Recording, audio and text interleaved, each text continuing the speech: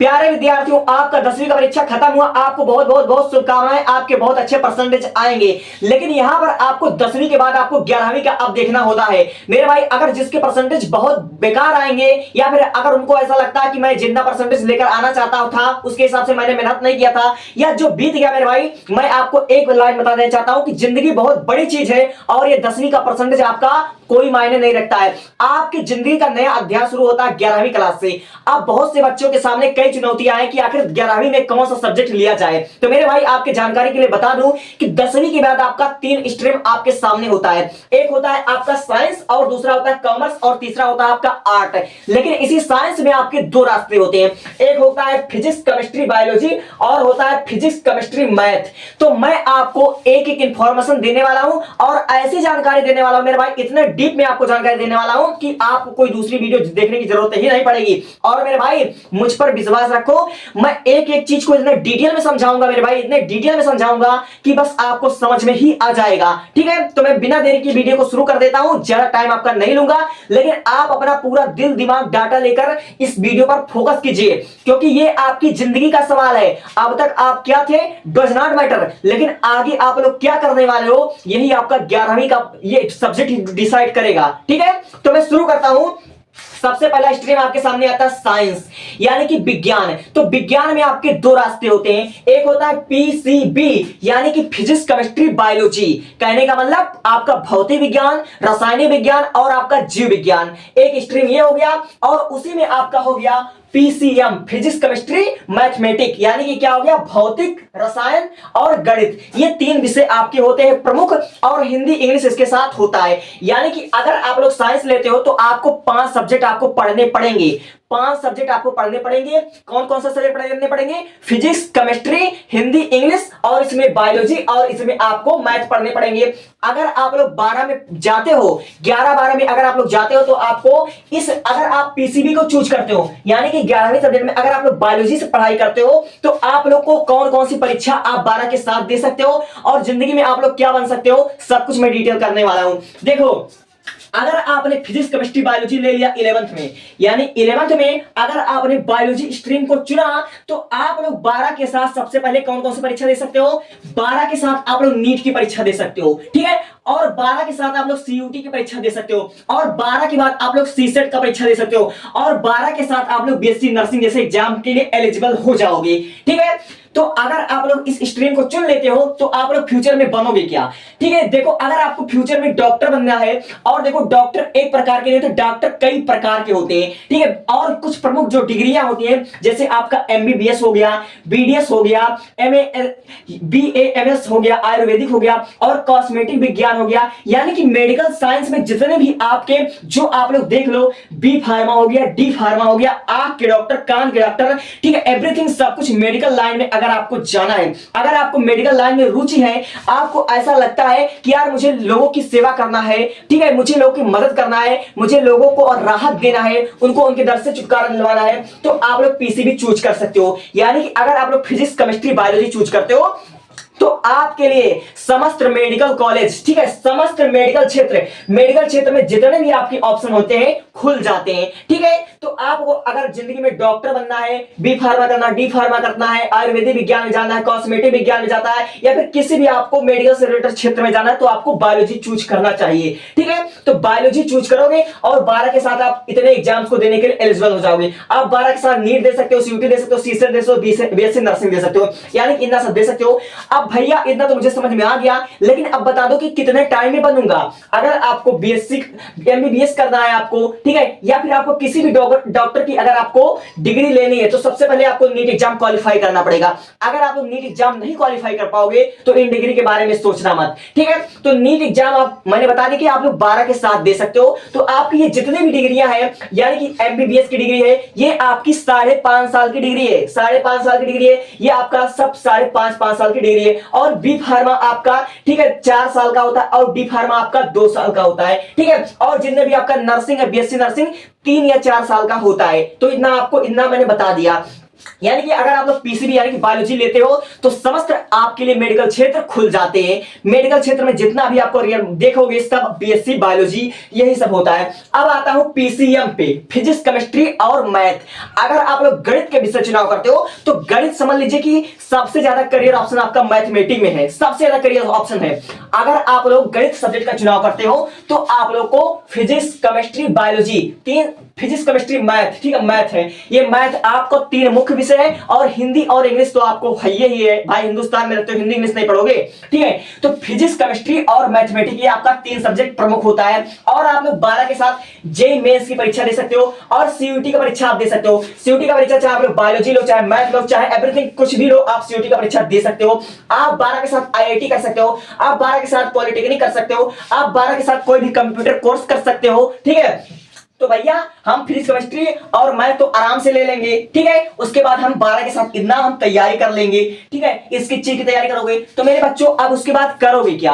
अगर आपने math stream चुना तो आप अपने लाइफ में क्या बन सकते हो? तो आप अपने लाइफ में समझ लीजिए कि आप लोग मैथ सबसे ज्यादा करियर ऑप्शन वाला सब्जेक्ट है, तो इसमें आप लोग इंजीनियर बन सकते हो। अब इंजीनियर भी एक प्रकार का नहीं होता, कई प्रकार के इंजीनियर होते हैं। आपका सॉफ्टवेयर इंजीनियर हो गया, सिविल इंजीनियर हो गया, आपका बायोमेडिकल, बहुत सारे जितने भी इंजीनियर कई प्रकार के होते हैं, एक प्रकार का नहीं होता है, ठीक है। तो इंजीनियर की डिग्री हमें हासिल करना है तो कितने साल की डिग्री होती है? तो इंजीनियर की डिग्री आपका आप लोग का होता है बीटेक, और बीटेक पूरे 4 साल की डिग्री होती है। लेकिन बीटेक देखो कई प्रकार का होता है। अगर आप लोग चाहते हो कि आप लोग बड़ी बड़ी यूनिवर्सिटी से आप लोग करो, ठीक है, बड़े बड़े यूनिवर्सिटी में आपका बीटेक हो, वहां से आप लोग पैकेज को अचीव करो, तो उसके लिए भैया आपको जेईई मेंस एग्जाम देना पड़ेगा। तो जेईई मेंस एग्जाम, ये सब JEE mains exam, NEET exam सुनने में इतना आसान लग रहा है लेकिन इतना आसान होते नहीं। नेशनल लेवल का एग्जाम होता है, नेशनल लेवल का एग्जाम होता है, अच्छे को छक्के छूट जाते हैं। तो अगर आप लोग जेईई मेन परीक्षा क्वालिफाई कर लेते हो तो आपको जेईई एडवांस देना पड़ेगा, ठीक है। और ये सब जेईई मेंस ये सब 12 के साथ ही दे सकते हो, 12 पास किए, 12 पास करने के बाद आप लोग दे सकते हो, ठीक है। इसलिए मैं आपको इतना डिटेल में बता रहा हूं। तो अगर आप लोग जेईई मेंस क्वालिफाई कर लेते हो तो आपको जेईई एडवांस की परीक्षा देनी पड़ेगी, तब जाकर आप लोग किसी बड़े कॉलेज में, लाइक आईआईटी मुंबई हो गया, ठीक है, आईआईटी आपका कानपुर हो गया, आईआईटी दिल्ली हो गया, इतने बड़े बड़े आप लोग वहां पर कर सकते हो बीटेक। तो इंजीनियर आपका कई प्रकार का होता है, ठीक, कुछ मैंने एक दो मैंने बता दिया। सॉफ्टवेयर इंजीनियर होता है, ठीक है, कई प्रकार के इंजीनियर होते हैं। आप रेलवे में जा सकते हो, अगर आप लोग मैथ स्ट्रीम से हो तो आप इंजीनियर बन सकते हो और रेलवे के किसी भी क्षेत्र में जा सकते हो। आप लोग एमबीए कर सकते हो, बीटेक कर सकते हो और पुलिस में आप लोग जा सकते हो। मैथमेटिक्स वाले स्टूडेंट जितने भी है ज्यादातर आपका पुलिस में जाते हैं या फिर एसएससी सीजीएल में जाते हैं, यूपीएससी में जाते हैं, ये सब जाते आप लोग अच्छे से देखते होंगे, ठीक है। और समझ लीजिए कि सबसे ज्यादा करियर ऑप्शन है, आप लोग शिक्षक बन सकते हो, आप लोग प्रोफेसर बन सकते हो, आप लोग एनडीए में जा सकते हो, एनडीए में जा सकते हो, आप लोग पायलट बन सकते हो, आप लोग फौजी बन सकते हो, फौजी बन सकते हो, आप लोग जल सेना, ठीक है, आप लोग आर्मी में जा सकते हो, एवरीथिंग आप लोग। अगर आपको जल्दी सक्सेस होना यानी कि 12 के बाद आपको सरकारी नौकरी लेना है तो मेरे भाई आपको उसमें आपका फिजिकल एक्टिविटी भी जरूरी होती है, तब आप लोग पायलट बन सकते हो, आप लोग एनडीए में जा सकते हो, ठीक है, आप लोग जल सेना, थल सेना, ठीक है, आप लोग फौजी बन सकते हो। तो भैया आपने इतना बता दिया कि ये सब कितने साल की डिग्री होती है? 4 साल की डिग्री होती है, 3 साल की डिग्री होती है, ठीक है। अब आते हैं हम कॉमर्स स्ट्रीम में, ठीक है। और हाँ, सबसे ज्यादा करियर ऑप्शन मैथमेटिक्स के होते हैं, इस बात को मैं 100 बार कहता हूं। अगर आप लोग मैथ लेते हो तो आप लोग इन वाले नीचे वाले क्षेत्र में कहीं भी जा सकते हो। अगर आप मैथ के स्टूडेंट हो तो यहाँ पर जितने चीज दिया हुआ सब आप कर सकते हो, इस बात को आप लोग ध्यान दीजिएगा, ठीक है। अब देखो, अगर आप लोग कॉमर्स स्ट्रीम का चुनाव करते हो, अगर आप लोग कॉमर्स स्ट्रीम का चुनाव करते हो तो भैया कॉमर्स स्ट्रीम का चुनाव वही करते हैं जिनको व्यवसाय के क्षेत्र में, जिसको बिजनेस लाइन में सफलता चाहिए, या जिसको समझ लीजिए कि उनको पैसों से रिलेटेड नॉलेज उनको बहुत अच्छा जरूरी है। पैसों से रिलेटेड अगर आप लोग को इंटरेस्ट है कि भैया हमें पैसा ही हमारे लिए मायने रखता है, हमें बिजनेस स्टडी हमें जरूरी है, व्यवसाय के बारे में जानना है, तो अगर आप लोग कॉमर्स स्ट्रीम लेते हो तो आपको मुख्य रूप से देखो 5 सब्जेक्ट तो पढ़ने पड़ेंगे। इसमें फिलहाल बहुत चीज ऑप्शनल होता है लेकिन 5 चीज आपको पढ़ने पड़ेंगे। सबसे पहले आपका होता है अकाउंटेंसी, ठीक है, अकाउंटेंसी आपको पढ़ना पड़ता है। और दूसरा सब्जेक्ट आपका होता है बिजनेस स्टडीज, ठीक है। और फिर उसके बाद होता है इकोनॉमिक होता है, अब उसके बाद होता है इंग्लिश। और जो ऑप्शनल सब्जेक्ट होता है वो आप लोग मैथ ले सकते हो, आईपी आप लोग ले सकते हो, या फिर आप लोग कंप्यूटर ले सकते हो, या फिर एंटरप्रेन्योरशिप भी आप लोग ले सकते हो। यानी कि 5 सब्जेक्ट आपको पढ़ना होता है। ये 4 मुख्य सब्जेक्ट है, ये आपको लेना ही पड़ेगा। अकाउंटेंसी आप लोग ले सकते हो, बिजनेस स्टडीज ले सकते हो, इकोनॉमिक, इंग्लिश, ये आपको मुख्य रूप से लेना पड़ेगा। और ऑप्शनल सब्जेक्ट में आप मैथ ले सकते हो, आईपी ले सकते हो, कंप्यूटर ले सकते हो, ठीक है, एंटरप्रेन्योरशिप ले सकते हो। ये आपको 5 सब्जेक्ट आपको पढ़ना पड़ेगा, ठीक है। तो भैया इसको हमने पढ़ लिया। अब हम हमारा करियर ऑप्शन क्या होगा, अगर हम ले लेते हैं कॉमर्स तो हम बनेंगे क्या, आप लोग सीए बन सकते हो, चार्टर्ड अकाउंटेंट, जो कॉमर्स की सबसे बड़ी डिग्री होती है, बहुत ही वायरल है, बहुत ही अच्छा चीज है, ठीक है। अब आप लोग कंपनी सेक्रेटरी बन सकते हो, आप लोग बैंकिंग में जा सकते हो, बैंक मैनेजर, बैंकिंग क्षेत्र में बैंक मैनेजर भी जा सकते हो, ठीक है। आप लोग बैंक बीमा उमा सब जा सकते हो, और कास्ट और मैनेजमेंट ये, और फिर उसके बाद डिजिटल मार्केटिंग कर सकते हो, आप लोग बीबीए कर सकते हो, आप लोग बीकॉम कर सकते हो, आप लोग सीएमए कर सकते हो। यानी कि पैसों से रिलेटेड, व्यवसाय से रिलेटेड अगर आपको किसी भी क्षेत्र में आपको इंटरेस्ट है तो कॉमर्स आपके लिए बहुत ही अच्छा सब्जेक्ट होगा, बहुत अच्छा सब्जेक्ट होगा कॉमर्स, अगर आपको बिजनेस में इंटरेस्ट है। अब आते हैं हम आर्ट में। देखो इसमें आपके इतने सारे सब्जेक्ट होते हैं, ये 5 सब्जेक्ट आपके सामने मैंने बता दिया है, geography, polytechnic, psychology, economic, history.